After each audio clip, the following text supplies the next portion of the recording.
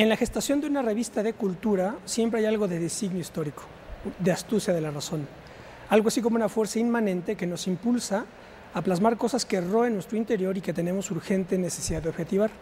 No es por ello desacertado buscar en las revistas el desarrollo del espíritu público de un país, la formación, separación o unificación de sus capas de intelectuales, puesto que al margen de lo anecdótico, toda revista es siempre la expresión de un grupo de hombres que tiende a manifestar una voluntad compartida, un proceso de maduración semejante, una posición común frente a la realidad.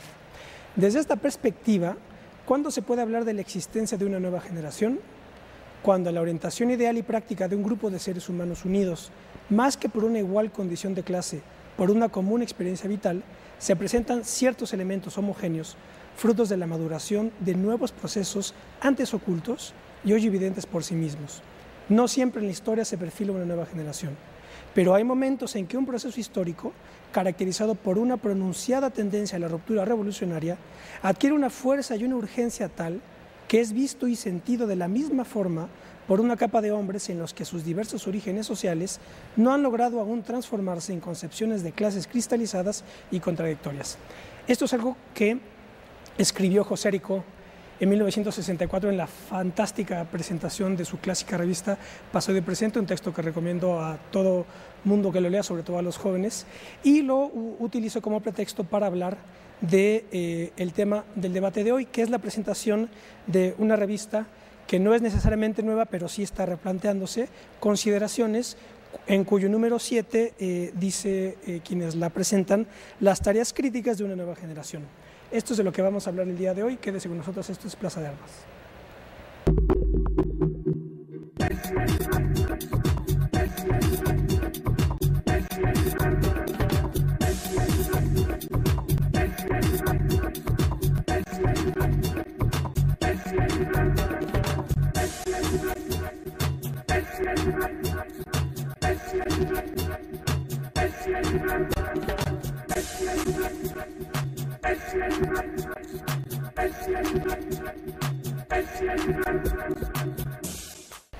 ¿Qué tal? Qué bueno que están con nosotros en otro debate de Plaza de Armas aquí por Capital 21. Voy a recordarles nuestro correo electrónico plazadearmas21@gmail.com y nuestra página propia www.plazadearmas.tv. Bueno, ya dije en la introducción, vamos a hablar hoy de esta nueva revista, este proyecto que se presenta en su número 7 como las tareas críticas de una nueva generación, consideraciones. Ahora hablaremos de ello. Hice la introducción de José Aricó para insertar, o digamos para dibujar un marco histórico. Las revistas es uno de los instrumentos que por lo menos desde el siglo XIX, fundamentalmente, han sido instrumentos o dispositivos de crítica literaria, política, ideológica a lo largo de la historia de este país y en general a lo largo de la historia americana y también europea. Así que bueno, vamos a hablar de esto y de esos otros proyectos que nacen, caen, perecen, se pudren o renacen. Para hablar sobre consideraciones, tengo el gusto de saludar a José Ayuf, de la Facultad de Filosofía de la UNAM. Hola, José. Buenas tardes, Ismael. Muchas gracias por recibirnos en tu programa. También nos acompaña Octavio Solís, de la Facultad de Ciencias Políticas y Sociales de la UNAM. ¿Qué tal, Octavio? ¿Qué tal? Buenas tardes. Aquí estamos muy placenteros de estar en este espacio y poder venir a informar y a difundir el proyecto, ¿no? Y nos acompaña nuestro querido amigo, que ya nos acompaña en otras ocasiones, Alfonso Vázquez, también de la Facultad de Filosofía de la UNAM. ¿Qué tal, Alfonso? Muchas gracias, Ismael. ¿Qué tal? Bueno, pues iniciemos como ustedes gusten. Este proyecto de consideraciones, me estaban comentando que no es necesariamente nuevo, no es un proyecto que nace con ustedes, ya había nacido desde antes. Cuéntenos un poco la génesis de consideraciones. Sí, lo que pasa es que, bueno, la revista es hecha actualmente por jóvenes universitarios de la Facultad de Filosofía y Letras, de Economía y Políticas, gente incluso de otras universidades como de la UASM, de la Ibero, pero se encuentra subsidiada por el sindicato de la Universidad Nacional, que es el STUNAM. Correcto. Ahora, dentro del STUNAM, esta publicación tiene una larga historia. Podríamos llamarle como una nueva época una segunda nueva época, puesto que en los años, por ahí de los años 80 y parte de los 90, un exmilitante del Partido Comunista, Gerardo Peláez, le dio vida a Consideraciones, él le pone el nombre. Él viene de una vertiente un poco radical de aquellos años, los 70, incluso con Fabio Barbosa Cano, ¿no? Con otros militantes de una célula que incluso llegó a poner una bomba en un banco en alguna ocasión, ¿no? Entonces tiene una tradición incluso... Cercanos a la Liga 23 de septiembre, no necesariamente por ahí. No necesariamente, pero digamos era como de los grupos radicales, ¿no? Entonces esta gente, cuando ellos entraron, ellos fueron detenidos, estuvieron un tiempo en la cárcel. Y, o sea, digamos, tiene una historia combativa, pues, ¿no? De esa gente que venía de esa historia que ya conocemos en México en los años 70 y que después cuando se van integrando, algunos se van a la academia, como Fabio Barbosa, quien es investigador de económicas, un especialista en petróleo, y en el caso de Peláez se integran en la actividad de prensa del sindicato, y es donde le da vida a Consideraciones, con una línea de rescatar la memoria de la izquierda. Por ejemplo, sacaba números especiales sobre los muertos o los desaparecidos del Partido Comunista desde 1919 hasta el momento en el que se estaba editando la revista, ¿no? También el proyecto nace con el cobijo del sindicato de la universidad. Sí, en la Secretaría de Prensa, al frente de esa secretaría se encontraba y todavía se encuentra Alberto Pulido Aranda, quien es a buen amigo, y incluso yo actualmente colaboro con él, ¿no? En la Secretaría de Prensa. Y platicando con el propio Alberto, en los últimos años que nos incorporamos a prensa, hace como 2 años y medio, él me decía que había que darle nueva vida, pero desde otra óptica de los más de jóvenes, ¿no? Las nuevas generaciones. Y entonces nos delega el proyecto de Consideraciones, que ya tenía algún tiempo sin salir, estaba ya muerto prácticamente la revista. Nosotros heredamos el nombre, pero le damos un sentido totalmente diferente, un sentido nuevo completamente, y desde entonces, que es como año y medio a la fecha, que han transcurrido 7 números, hemos ido también buscando un sentido que le dé profundidad al proyecto, porque en efecto coincidimos con la lectura que tú acabas de dar, de que una revista no es un papel impreso en sí nada más, sino es un punto de encuentro donde confluye gente con la que se coincide y se tiene esa hambre de poder decir algo nuevo, ¿no? O sea, es finalmente una voz generacional, ¿no? Una voz de un sector, de un grupo de gente que coincide y que intenta decir algo nuevo, ¿no? Entonces, en ese sentido, Consideraciones con esa larga historia, lo que estamos intentando es darle una nueva voz para lo que es las generaciones presentes, ¿no? Nuestra generación. Aquí mencionan en el manifiesto, que ahora hay un manifiesto en este número, precisamente como para lanzarlo ya con fuerza, digamos, en un contexto generacional. Mencionan ustedes ahí, ahora lo leeremos, pero mencionan que uno de sus referentes es Cuadernos Políticos, que es este proyecto de, aquí lo tengo, 1974-1990, que por cierto, Cuadernos Políticos, están todos los números en línea, no sé si conocían eso, porque Sí. Ediciones Era era la que editaba esta revista. Está en la página www.cuadernospoliticos.unam.mx, y ahí Cuadernos Políticos, según la presentación, estaba animada, entre otros, por Bolívar Echeverría, Carlos Pereira, Rui Mauro Marini, Neusa Espresate, Carlos Monsiváis, Adolfo Sánchez Vázquez, Adolfo Gili, Michael Lowy, y también estaba, bueno, estos son los que tienen. Y en este número 7 de Consideraciones, ellos ponen precisamente a 3 figuras, las 3 desafortunadamente ya fallecidas, Bolívar Echeverría, Carlos Montemayor y Carlos Monsiváis, dedicado un poco este relanzamiento en el, bueno, y aquí está además la silla vacía, un poco, expliquemos un poco a qué, bueno, es obvio, ¿verdad? Lo que están queriendo decir que... Sí, de hecho es como, si se despliega completamente la revista, es como el telón, esta es la idea, el concepto visual, y aquí está como ya para explicarla, ¿no? Entonces es abrir el telón y decir con más claridad qué es lo que se quiere decir visualmente, pero ya el manifiesto en sí ya deja muy clara la portada, ¿no?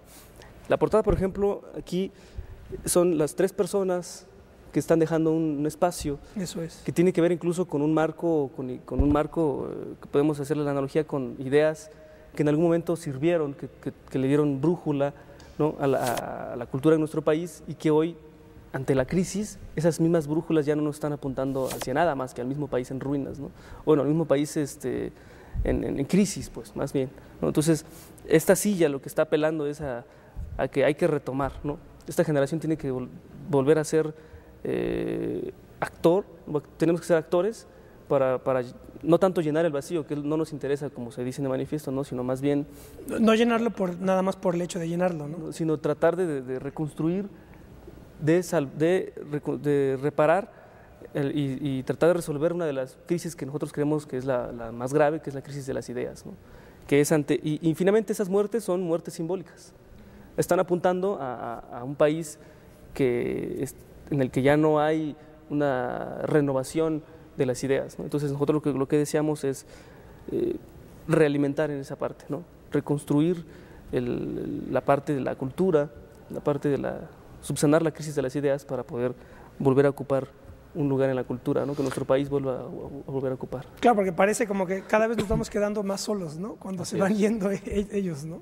Así es, y luego, no sé si a mí me da más tristeza que ternura ver a muchos serios intelectuales lamentarse sobre estas muertes en lugar de ponerse a trabajar, en lugar de homenajearlos, pues yo creo que el mejor homenaje sería el de reemplazar, pero no buscando nuevas mafias, no, sino reemplazarlos mediante una nueva fuerza de huestes que estén bien formadas intelectualmente, universitariamente y con bases. Precisamente así es que eso es lo que representa Consideraciones, la silla vacía para quien quiera ocuparla.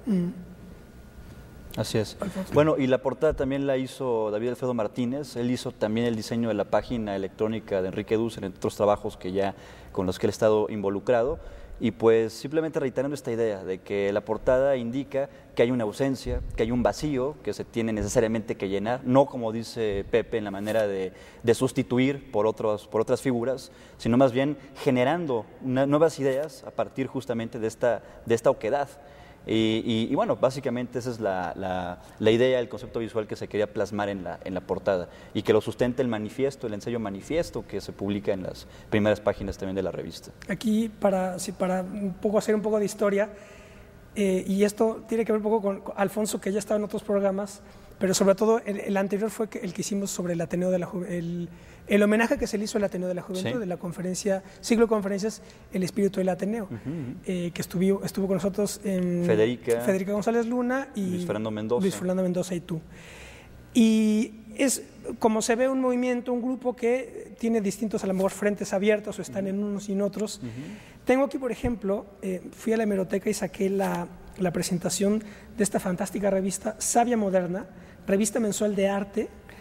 Nace el 31 de marzo de 1906 y esta revista estaba dirigida por Alfonso Cravioto y Luis Castillo Ledón, que ya estaban también en el Ateneo de la Juventud, en las conferencias del Ateneo. Sí.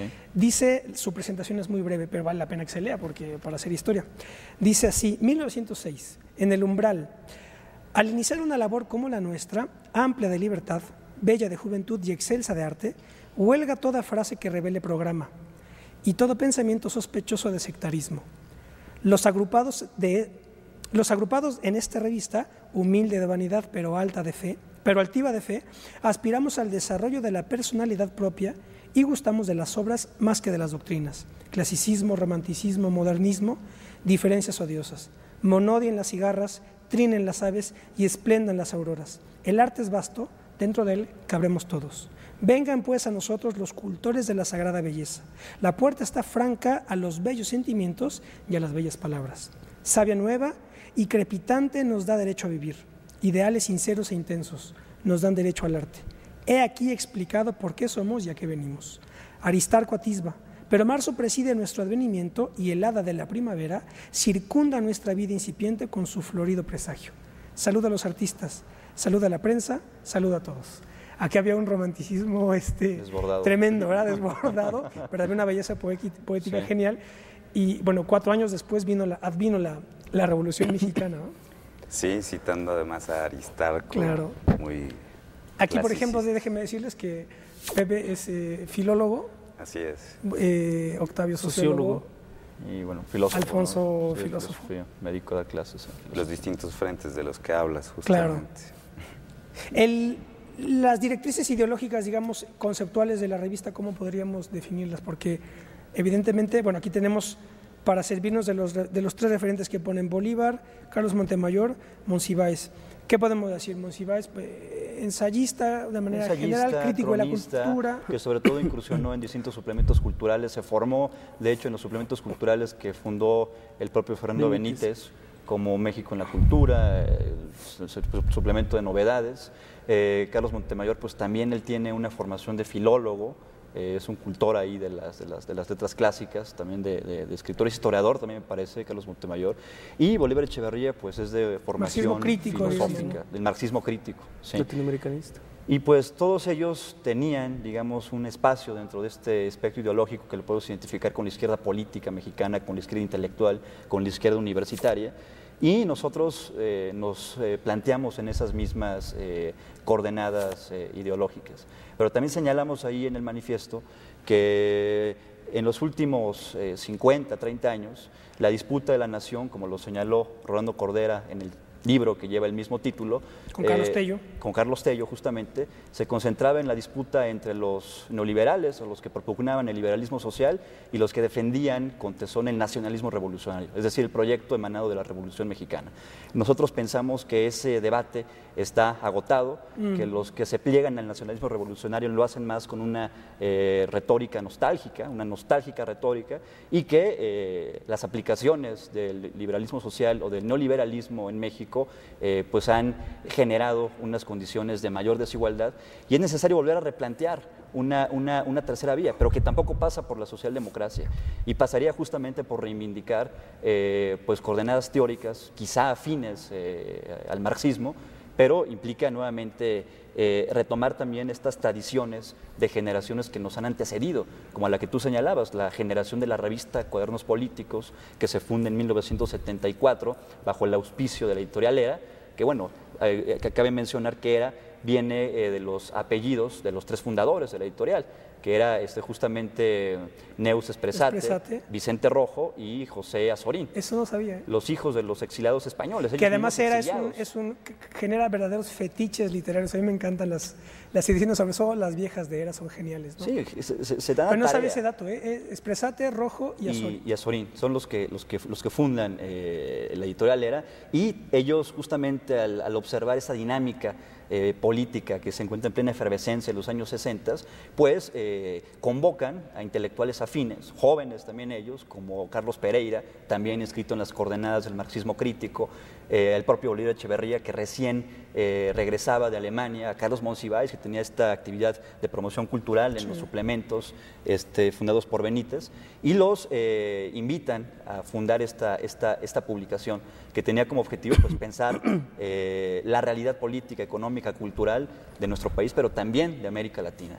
Entonces, esa generación que funda Cuadernos Políticos, la mayoría se encuentran ya muertos, ¿no? Tú lo mencionabas, ¿no? Rui Mauro Marín, el gran teórico de la dependencia, Carlos Pereira, que falleció simbólicamente en 1988, Monsiváis, que acaba de fallecer este año, Bolívar Echeverría también.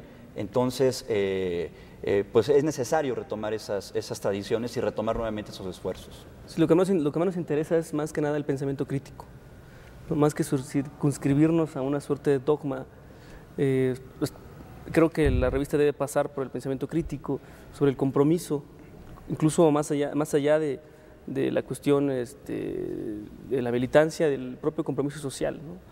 Que es algo que nosotros estamos apuntalando, que es lo que nos interesa principalmente, ¿no? Porque en efecto en la revista es multidisciplinaria, hay gente de ¿Tiene secciones economistas. o no necesariamente, verdad? No es por secciones. Sí, son ¿verdad? secciones. Son secciones, correcto. Sí, está Política Nacional, sí. Que es sobre la agenda de lo que está sucediendo, los acontecimientos de la agenda en el momento, ¿no? Como es bimestral, a veces no está tan fresca la noticia, pero es por esos artículos de opinión, ¿no? Está la de América Latina y está la de Cultura, ¿no? Que divide en dos partes, de creación literaria, dossier y difusión cultural. Entonces, esos 4 bloques abren la revista, es la estructura más bien de la revista, pero en ella pues hay gente, hay periodistas, hay filósofos, hay economistas, sociólogos, gente de ciencia política, filólogos, hay de todo, ¿no? Hay una gran gama pues de varias áreas, pero sobre todo es el compromiso social y el pensamiento crítico lo que nos une, ¿no? Lo que nos da el ánimo para estar juntos, pues, en el mismo barco. Bueno, vamos a hacer un primer corte. Estamos conversando sobre esta revista Consideraciones. No se vayan.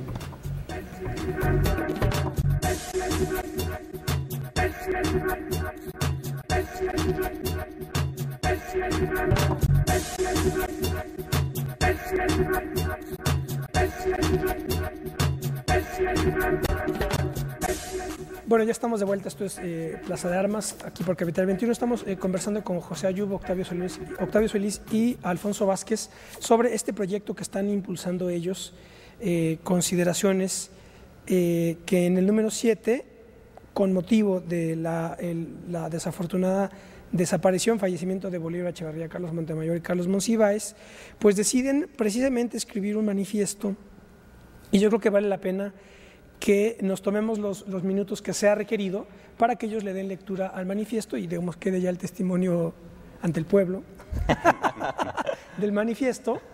Está no demasiado largo, pero sí tiene su extensión, pero vamos a conceder estos minutos para que se lea y se conozca pues de principio a fin el mensaje del proyecto y que ya ustedes decidan si van a acercarse o no a Consideraciones. Así que adelante, tómese el tiempo que se requiera para ello. Gracias, Ismael.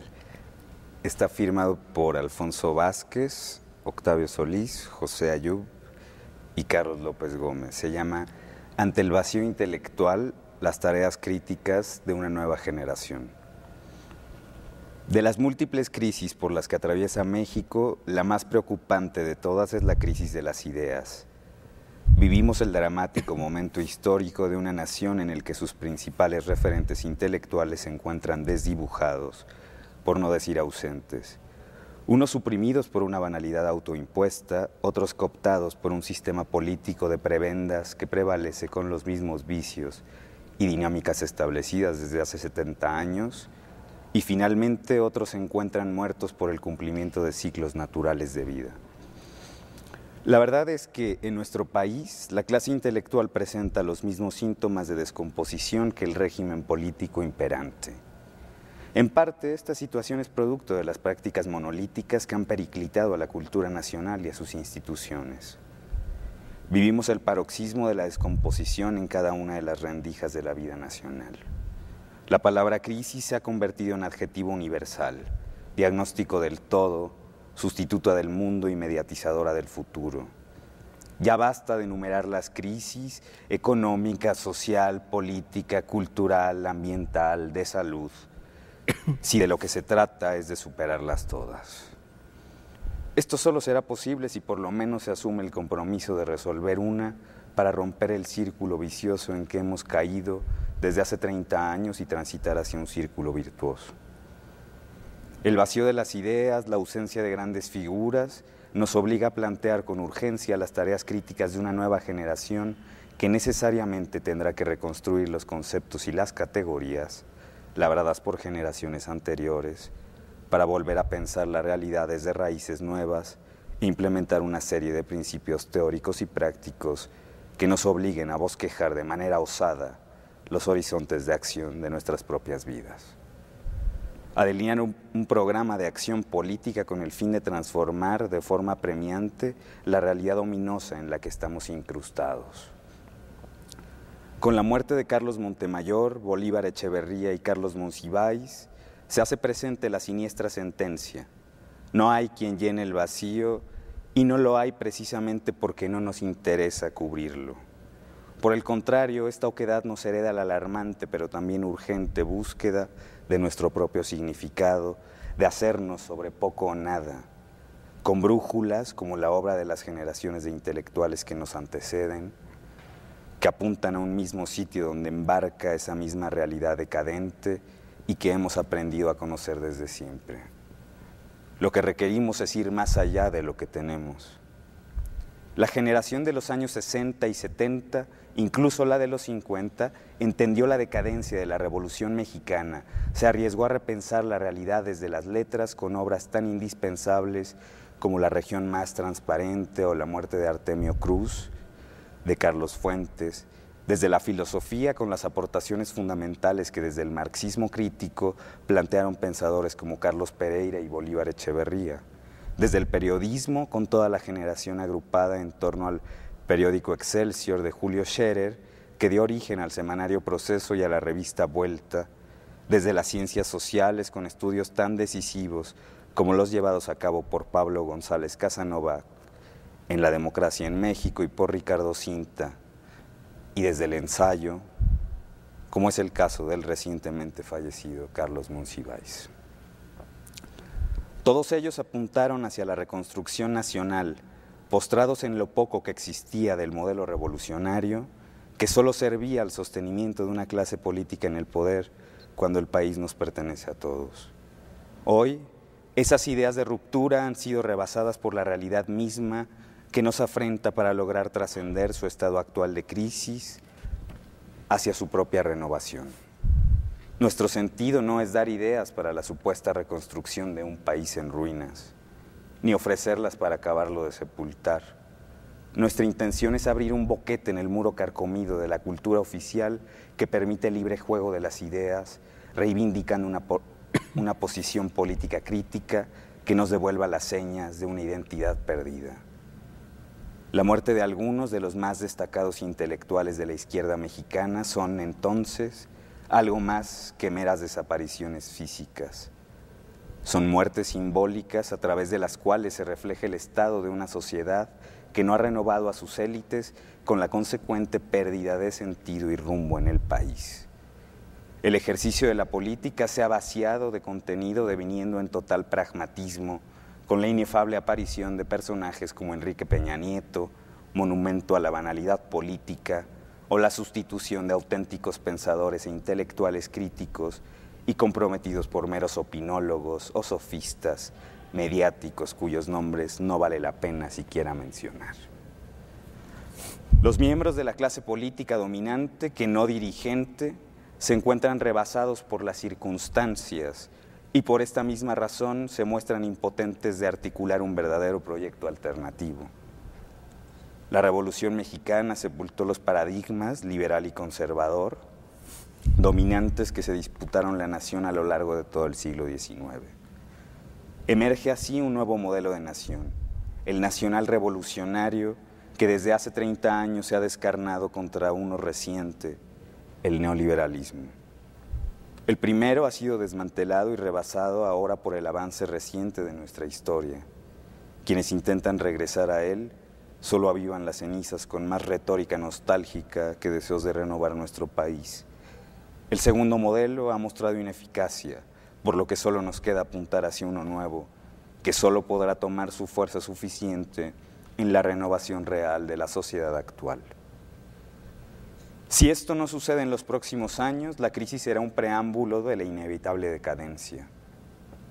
México no volverá a crecer jamás en su historia. La población económicamente activa se disolverá y los recursos petroleros se agotarán, al igual que nuestro posible futuro. Estamos ante un envejecimiento institucional, mientras el país cuenta con el mayor número de jóvenes en toda su historia, aunque sin brindarles verdaderas oportunidades. Ante tal escenario, es menester pensar la crisis, una dinámica que se ha planteado desde los últimos 40 años, pero quizá ha cobrado mayor significado en las últimas décadas, consecuencia de reconocernos en los límites de la decadencia. Ante ello, lo que proponemos a manera de esbozo de programa intelectual es, en primer lugar, retomar el ejemplo de generaciones anteriores que en su peculiar momento histórico se dieron a la tarea de pensar críticamente la realidad política, social y cultural de nuestro país bajo coordenadas teóricas claramente definidas. Nuestro mayor referente es la generación de intelectuales agrupada bajo la revista Cuadernos Políticos, en la que se hizo como en ninguna otra un esfuerzo realmente enérgico y encomiable por dotar de referentes a la izquierda política para emprender un trabajo organizativo que como en ningún otro periodo se llevó a cabo. Cabe mencionar a las plumas y a las inteligencias que en ese momento se agrupaban en torno a tan peculiar esfuerzo: Carlos Pereira, Bolívar Echeverría, Carlos Monsiváis, Ruy Mauro Marini, todos ellos ya muertos, pero también Arnaldo Córdoba y Adolfo Gili. Pero ese esfuerzo es insuficiente sin inscribirlo en un horizonte internacional, sobre todo asimilando la experiencia de generaciones y tradiciones intelectuales decisivas en nuestra región continental, como la Generación Crítica del Uruguay, que agrupada alrededor del semanario Marcha, dotó a toda una población latinoamericana las coordenadas para pensarse a sí misma y a su realidad, o los cuadernos de pasado y presente de José María Aricó en Argentina, y más aún, retomar a ejemplos clásicos como la revista Mauta de José Carlos Mariátegui.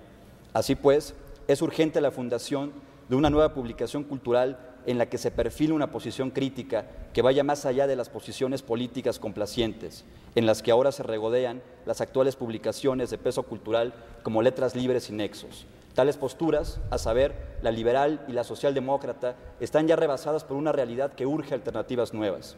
Al igual, el dichoso país en ruinas, del que tanto baladronea Replicante, es un estribillo absurdo cuando la mayoría de sus integrantes se beneficia de las aportaciones de instituciones culturales no necesariamente arruinadas. Aunado a eso, es sumamente importante establecer nuevamente un vínculo orgánico con la sociedad para que en verdad la cultura y las ideas puedan tener una incidencia real en el plano de la transformación urgente que necesita nuestro país. Esta tarea imperativa nos lleva a otra, la construcción de una gran agrupación política de la izquierda mexicana. Yendo a contracorriente de lo que muchos opinan, para nosotros el PRD dejó de ser ya el gran partido de la izquierda mexicana. Sus miembros solo se dejan llevar por las inercias corporativas y clientelares, cortando de tajo la dinámica de una auténtica movilización popular. Además, en un partido de izquierda, lo fundamental es la discusión de las ideas, y estas no se han planteado con rigor, ni mucho menos con seriedad, en el periodo de vida que lleva su existencia, 21 años. Cuando un partido político vinculado con la movilización popular no se plantea en su horizonte de acción inmediata la dinámica real y dialéctica de la lucha de clases, no es capaz de ofrecer una alternativa sólida y coherente ante la desigualdad social y la causa de su acumulación desesperante. Más aún, cuando las instituciones se encuentran colapsadas, sujetas a una dinámica electoral fastidiosa en la que lo único que importa es la toma del poder político para subordinarlo a una visión oligárquica y plutocrática de la nación. Desde 1989 no se ha pensado con rigor y necesidad la idea de la revolución. Es necesario volver a retomarla. Carajo, digámoslo sin eufemismos, el rey está desnudo y hay que cortarle ya el pedazo que aún le queda de miembro. México DF, Ciudad Universitaria, 4 de agosto de 2010. Muy bien, pues ese es el manifiesto que está en este número 7 de consideraciones.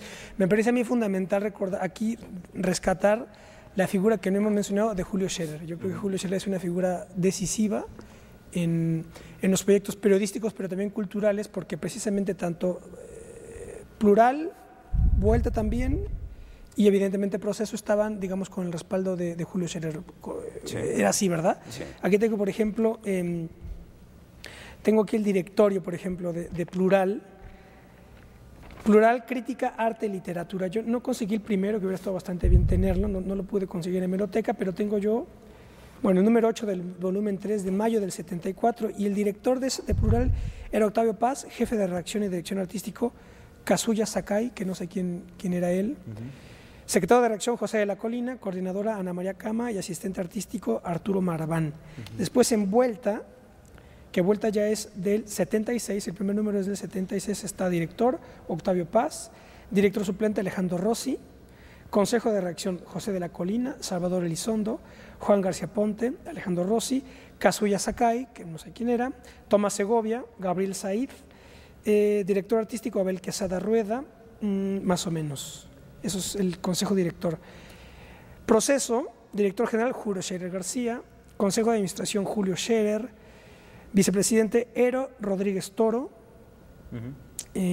tesorero Samuel del Villar, que Samuel del Villar fue procurador de justicia de Cárdenas. Con Cárdenas, ¿verdad? Samuel del Villar.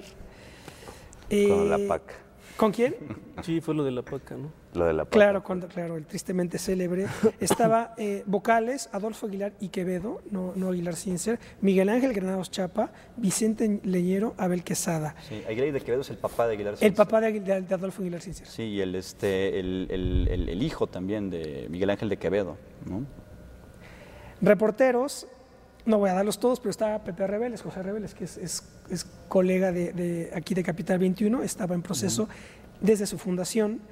También estaba articulistas, estaba Eberto Castillo, José Fuentes Mares, Gastón García Cantú, Ricardo Garibay, Juan José Hinojosa, Jorge Ibargüengoitia, Armando Labra, Pablo Latapí, Vicente Leñero, Miguel Ángel Granados Chapa, Francisco José Paoli Bolio, Carlos Pereira, Manuel Pérez Rocha, que es el que funda la UACM, Rodolfo Stavenhagen, conocido por todos.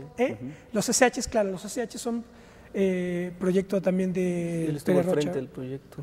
René Zabaleta, el gramsciano boliviano. Sí. Aquí nos acorde todavía, ¿no, verdad? Tenemos todavía 5 minutos, bien. Bueno, más o menos esto es lo que estos consejos editoriales. Estaba siempre Octavio Paz, Julio Scherer. Ahora bien, ¿qué podemos decir de esta generación? ¿Terminó instalada en el poder de manera decadente o no? ¿Qué diríamos? Ustedes mencionan ahí Letras Libres y Nexos como precisamente, bueno, Letras Libres son los herederos de algún sentido, por lo menos así se consideran ellos, Enrique Krause como el heredero de Octavio Paz. Aquí, de hecho, voy a leer rápidamente la presentación de Letras Libres, número 1, enero del 99. En la portada está, recordarán todos, Samuel Ruiz y la cuestión del ZLN. Sí. Y dice Krause, Letras Libres son 2 palabras en una. Sin libertad, la literatura es letra muerta. A partir de los años 30, un escritor mexicano, eso estoy resumiendo, a partir de los años 30, un escritor mexicano se hizo responsable de esa permanencia, la de la libertad y las letras, Octavio Paz. Entre las revistas que fundó, animó y dirigió hay 2 que destacan por su temple moral, su coherencia intelectual, su calidad literaria y su versión plural y vuelta. Es lo que dice aquí Krause. ¿Qué podríamos decir de...? ¿Están instalados ya en el poder? ¿No están en el poder? Sí, bueno, para nosotros... Para un nosotros, triste homenaje, claro, como te decía al claro, principio. Me parece un triste homenaje más lambiscón que cualquier otra cosa. Antes que querer que darle libertad a las letras. Finalmente el tiempo ha demostrado que no, que lo han cooptado, que lo han restringido, y el poder más bien, o la libertad únicamente existe dentro de su mafia. Dentro de La Paz, a mí me parece que también sucedió así, pero... ¿La de Paz dices? El proyecto de Paz, claro. Y el de Krause y el de también. Krause. Pero Octavio iba a hablar, disculpa. No, está bien, no hay problema, es parte del fervor. Sí, ¿no? No, imagínate. No, pues para nosotros finalmente esos intelectuales no dejan de ser en alguna medida referentes. O sea, porque nosotros no podemos borrar la cultura, no podemos borrar al Ateneo, no podemos borrar al Grupo de Vuelta, Plural, Scherer, no podemos borrar las aportaciones en los suplementos culturales de Benítez, de Monsiváis.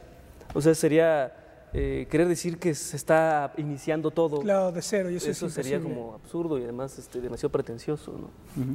Pero lo que nosotros estamos apuntando es a no darle continuidad a la forma en cómo se ha venido construyendo la cultura en México. Pues. Lo que nos interesa es abrir precisamente un boquete, es una suerte como de ir construyendo una mina e ir dinamitando, ¿no? Abriendo los boquetes a punta de dinamita, con ideas, con provocación también, ¿no? Pero que tengan sustento. Tenemos un doble compromiso. Mantener una rigurosidad de las ideas, una formación de análisis de la realidad, de investigación, pero también llevarlo a un compromiso. Claro. No dejarlo en las cuestiones etéreas, ¿no? En el autoconsumo. Pues. Trabajo, creemos. Sí, tan es así que nosotros el fin de semana, una comitiva de la revista, porque hay más gente de los que dirigimos la revista, ¿no? Fuimos a Zimapán, a Hidalgo, donde, bueno, no sé si se sepa, pero hay que comentarlo brevísimamente, ahí hubo un movimiento en protesta porque iban a poner un tiradero de desechos tóxicos y entonces la gente se politizó. La gente está ávida en ese municipio lejano, ¿no? Que está como a 4 horas de la ciudad y además hay que andar por la sierra, pues, ¿no? Entonces llevamos el proyecto con la idea también de llevar la revista más allá de los muros de la propia universidad, de que no sea el autoconsumo, la autocomplacencia, ¿no?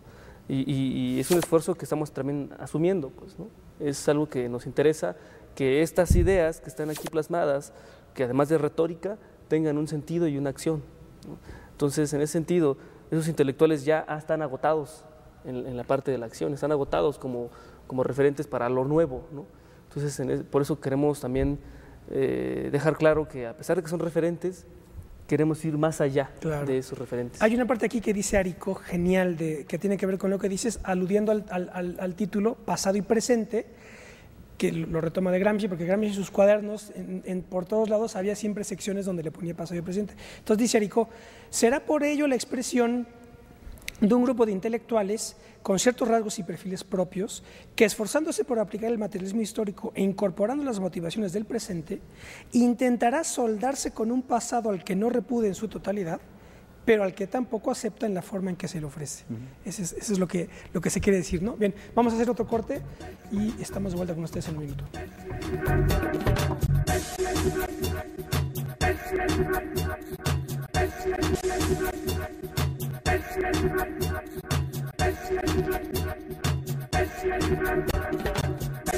Bueno, ya estamos de vuelta.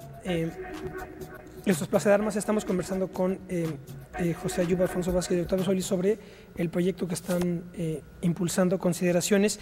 Voy a comentar aquí algo, me parece fundamental recordarlo, ahora que nos metimos con las revistas que hoy están, digamos, en el poder intelectual, como Letras Libres o Nexos, sobre todo Letras Libres, que es la heredera de Vuelta. En el 76 Octavio Paz escribió en su, no me voy a extender demasiado, dice lo siguiente en la presentación, dice: los de izquierda no han podido unirse, ni lo que es más grave, los de izquierda no han podido unir, 76, los de izquierda no han podido unirse, ni lo que es más grave, han sabido elaborar un programa de veras nacional que simultáneamente sea viable y corresponda a la realidad real de México. Bien, la izquierda está paralizada por una tradición dogmática y por su pasado estalinista. Él estaba peleado, Paz, como bien sabemos, con los estalinistas. Pero luego dice: la derecha no existe, al menos como pensamiento político. Ahí estaba siendo demasiado petulante, porque sí hay pensamiento de derecha, ¿no? Aunque nos guste, claro, ¿no? Pero aquí está siendo petulante como lo era Octavio Paz. Hay que repetirlo: nuestra obtusa derecha no tiene ideas sino intereses. De ahí esto, bueno, en fin, la petulancia de Paz. De ahí que prefiere infiltrarse en el PRI, esto sí ya tiene interés. De ahí que prefiere infiltrarse en el PRI. Es más fácil corromper a los funcionarios públicos que presentar a los mexicanos un programa distinto al oficial. 1976. El hecho de que el PAN no haya postulado un candidato en las recientes elecciones presidenciales es una muestra no solo de su crisis interna, sino de su impotencia ideológica. No sé si el desfallecimiento de los partidos sea el anuncio de su próximo fallecimiento, etcétera, etcétera, etcétera. Pero bueno, en fin, aquí en el 76, pues está diciendo que el PAN no tenía proyecto, etcétera, y son los que están en el gobierno, y Letras Libres es el que le está haciendo el juego al PAN, ¿verdad? Porque si alguien hizo y ha hecho campaña contra, por lo menos el proyecto que está antagonizando con esto, encabezado por López Obrador, pues fue Enrique Krause, ¿no? Desde Letras Libres, ¿verdad? Con el texto infame, psicologista de El Mesías Tropical, que es un texto, digamos, muy retórico, propio de un ensayista, no de alguien que tenga rigor conceptual, ¿verdad? Así es, y justamente a eso es a lo que yo quisiera o a lo que quería ir al criticar a Octavio Paz. Como a Octavio Paz no se le critica como poeta, es extraordinario, es quizá el más grande para mí poeta mexicano. Sin embargo, este tipo de textos, donde además colocas, si pudieras mostrar la firma gigantesca, donde justamente ya se volvió firma y cree que eso le da la autoridad para decir cualquier cosa, contra eso estamos nosotros y quisiéramos abrir ese boquete para cualquier joven que tenga la inquietud, siempre y cuando sea serio, sea un trabajo. Sí, claro. Entonces sí, es justamente lo que es criticabilísimo. Es verdad, no había puesto atención en eso, en la firmota. Así de sí, y es que cuando se vuelven firmas se creen capaces de decir discursos como el del Mesías Tropical, ¿no? Claro. Que platicabas. Ahora, bueno, finalmente la llegada del manifiesto en el número 7, este es el número 7 de la revista, coincide ya con la maduración del proyecto, o sea, se va tomando forma, hay gente que se va sumando y llega un momento en el que nosotros ya teníamos la necesidad de replantearnos con mucha claridad el sentido de la revista, ¿no? Con mucha mayor claridad. Finalmente el proyecto es algo que está vivo, que va evolucionando, que va tomando su propia forma por encima incluso de cada uno de los propios integrantes, ¿no? Entonces, la llegada del manifiesto ya le da una forma. Y la suma de David Alfredo también le da una mayor presencia, se refleja en la propia portada. Hay que mencionar que la revista es gratuita. Es gratuita, eso es importante mencionar. La pueden encontrar, lo hemos dejado en algunas ocasiones en la Gandhi, también la pueden encontrar en la Universidad Nacional, que es filosofía, lo que es políticas, la Biblioteca Central, en algunos momentos se deja ahí. La Facultad de Economía también. De Economía. en distintos centros culturales habituales, ¿no? La Colonia Condesa, Roma, Coyoacán, pero también en las zonas populares, también en Santo Domingo está llegando en algunas casas de cultura, y se ha tratado de hacer esta distribución, de 3,000 ejemplares gratuitos y de mano en mano sobre todo, ¿no? Pienso que esa es la mejor manera de recomendar un producto cultural como una revista, una publicación, como los restaurantes, de boca en boca, ¿no? Como los buenos restaurantes, los buenos libros. De esa manera hemos hecho esta tarea. Y también quisiera mencionar que pues fundamentalmente es una publicación escrita, pensada, redactada, editada por jóvenes. En los últimos 3 números al menos, y desde que se replanteó la nueva época, se ha alimentado y se le ha dado cabida a una nueva generación en la literatura, en el pensamiento, justamente lo que tú señalabas, todos los compañeros que organizamos el ciclo de conferencias en homenaje al Tío de la Juventud, en el número 5 se publicaron fragmentos de esas ponencias. Tú mismo, Ismael, también, valor de una nueva generación, aportaste ahí un ensayo en el número anterior. Y también se ha dado la voz a poetas jóvenes como Oscar de Pablo, Paula Abramo, Cecil Collins, José Ayuf, Ana Paula Santana, narradores como Rodrigo Márquez Tizano, Óscar Zapata, Leonardo Bastida Aguilar, en fin, o sea, tratamos de generar un nuevo bloque generacional en el entendido de que una publicación, como lo mencionaba José Maricó, también en última instancia tiene la misma importancia, la misma función en una sociedad que un partido político o como una institución que impulsa un programa determinado para la nación política. También hay los cuadernos de consideraciones, que es un brazo editorial que se está desprendiendo. Como cuadernos de pasado y presente de Así es, o sea, tenemos ese compromiso, incluso en Zimapán, el compromiso con la gente ahí fue hacer un estudio de microhistoria, de memoria de ese pueblo, por ejemplo, rescatar, tiene su propio José Vasconcelos ahí, ¿no? El señor que llegaba y con la pistola en la mano sacaba a los niños, convencía al papá para que llevara a los niños a la escuela, que no quería llevarlos, ¿no? Entonces les decía, es que tiene que cuidar las ovejas, mataba las ovejas en ese momento, y decía, ya no tiene ovejas que cuidar, mándalo a la escuela, ¿no? Tiene cosas ahí, su cacique de la cultura, ¿no? Tiene nos decían ahí, nos cantaban del indio que Lázaro Cárdenas le dio las pistolas también para que repartieran las tierras porque no querían ceder, ¿no? Entonces toda esa historia que está ahí y la historia reciente también del basurero, de ese pueblo que tuvo que defenderse ante una transnacional española que estaba implementando un basurero que era a nivel mundial. Los desechos tóxicos de todo el mundo iban a llegar a ese basurero, ¿no? Entonces era una cosa así aberrante y la gente no estaba informada. La gente empezó a politizarse después de eso que sucedió hace como 3, 4 años. Sí. Entonces el compromiso con esa gente está ahí y plasmarlo en los cuadernos de consideraciones, que ya salió un número del fallecido Mario Miranda Pacheco. Con el hijo platicamos, sacamos ese número, fundador del CELA, boliviano, que viene exiliado de la dictadura, llega aquí a México y sacamos unos ensayos breves de Pacheco, ¿no? Entonces ese es el número 1, vamos a seguir sacando, con esa idea del compromiso. Que viene ¿También gratuitos los cuadernos? Sí, todo lo que se edita de consideraciones es gratuito y el tiraje de este es de 2,000. Vamos a tratar de reimprimir otros 1,000 más para que en este número sean 3,000, creo que el número lo amerita, ¿no? Y pues bueno, estamos en la idea de darle continuidad a los cuadernos de consideraciones, de sacar poesía de jóvenes, convertir esto no solo en letra impresa, sino en un movimiento, ¿no? en algo que empiece a burbujear, ¿no? que genere, que abra en verdad eso que decimos, un boquete, ¿no? En la cultura. Ahora, aquí lo importante, y ya para terminar, sería recordar que hay que destruir, pero también construir. Y aquí me acuerdo en la revista El Maestro de 1921, dirigida por Enrique Monteverde y Agustín Rivera Chávez, la revista de Cultura Nacional, que era gratuita, precisamente. Y la presentación la hace Vasconcelos. Y entonces, en una parte genial de, bueno, casi todo lo que hizo él, dice: sí, proscribiremos la crítica destructiva, ensalzaremos todo lo que sea obra, aunque sea modesta. Todo lo que sea virtud, aunque sea humilde. Seremos constructores hasta en la crítica. Nuestro modelo de hombre será el arquitecto. Seremos arquitectos y constructores, y donde veamos el mal, no mencionaremos sino el remedio. Y si hay que emprender lucha, pondremos en uso la táctica del contraste, que frente al error pone la luz, que frente al mal pone el bien, resplandeciente con los rasgos soberanos que le aseguran el triunfo.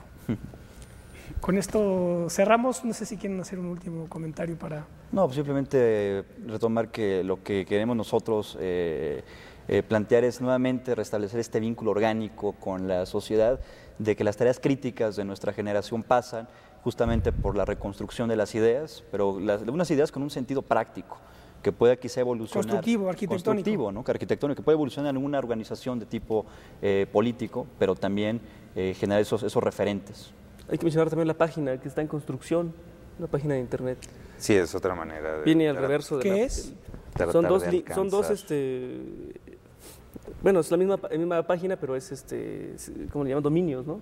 Que es www.consideraciones.mx y www.consideraciones.com. ¿No? Está en construcción, me parece que en una semana más o menos ya está... Estará lista. Hasta arriba para que la puedan checar, van a poder ver todos los números anteriores. Mientras ya puedan ver que tuiteamos, ¿no? En Consideratum. Twitter. Aquí por el latinista, muy bien. Consideratum. Bueno, José, Octavio, Alfonso, muchas gracias. Y aquí está la puerta abierta en Plaza Armas para venir a discutir más cosas con ustedes. Muchas gracias. A ti, Ismael. Muchas gracias, Ismael. A la Gracias. audiencia también.